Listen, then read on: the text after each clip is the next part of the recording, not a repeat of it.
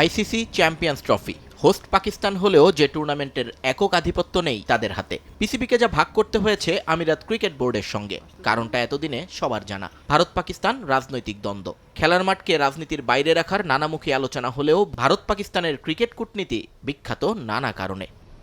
আমিরাতের দুবাইয়ের পাশাপাশি পাকিস্তানের ৩ শহরের স্টেডিয়ামগুলো প্রস্তুত ম্যাচ আয়োজনে। এবার এই টুর্নামেন্টকে আরও এক ধাপ এগিয়ে নিল আইসিসি।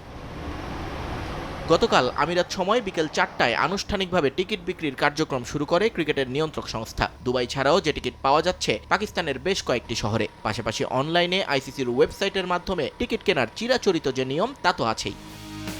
তবে টিকিট বিক্রির শুরুতেই বড় চমক দেখিয়েছেন ভারতীয় সমর্থকরা। তাদের কর্মকাণ্ড দেখে মনে হয়েছে সবাই যেন অপেক্ষায় ছিলেন এই মাহেন্দ্রক্ষণের, তাই তো টিকিট ছাড়া মাত্রই হামলে পড়েন তারা। ভারতীয় গণমাধ্যম Hindustan Times, Times of India সহ সবার দাবি মুহূর্তেই শেষ হয়ে গেছে ভারত পাকিস্তান হাই ভোল্টেজ ম্যাচের টিকিট। 23শে ফেব্রুয়ারির এই ম্যাচ নিয়ে দর্শকদের আগ্রহ সবচেয়ে বেশি থাকবে, এটাই স্বাভাবিক।